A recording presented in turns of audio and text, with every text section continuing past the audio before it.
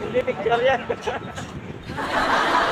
7-Eleven, tawiran ng mga ano, gutom. Ay. Tatawa siya. Ang bibili natin. Ang biling coffee ko black, patimpla.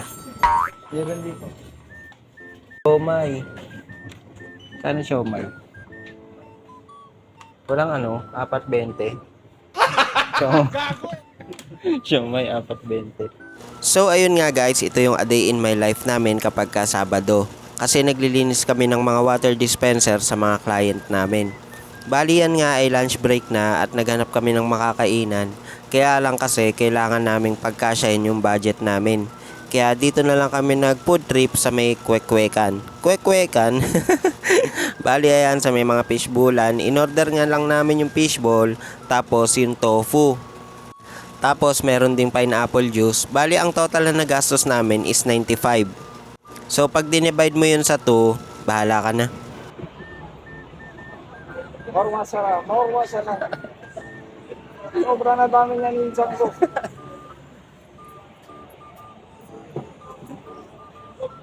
Barahan na lahat. Megos mo na yun. Kung ano-ano na lang tuloy ang nasasabi namin. Anyway guys, kung gusto nyong umorder ng tubig, meron kaming mga branch sa Cubao, 15th Avenue, 12th Avenue at saka sa may Project 4. Nagsaservice din kami ng mga bultuhan na order, may mga 60, 70, ganyan. Basta PM nyo lang ako or message nyo yung Aquabest Cubao na Facebook page. Yan. Sabi nga nila, minsan masarap.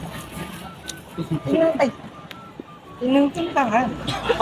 So ayun guys, bali dito sa kinainan namin, masarap naman yung tofu nila.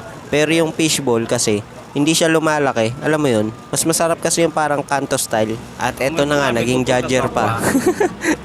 9 out of 10. Kasi di na siya malutong. Ay. Sarap pa lang itong lera. So ayun guys, after namin mag break time ay pumunta na kami dito sa susunod naming lugar na pupuntahan. Bali, kailangan nga din namin pumunta sa lahat ng site ng company na yan.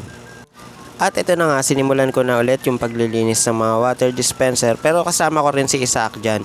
Bali, tulong kami, siya yung nagpupunta sa may lababo. At ito na, papunta na kami sa last site nila.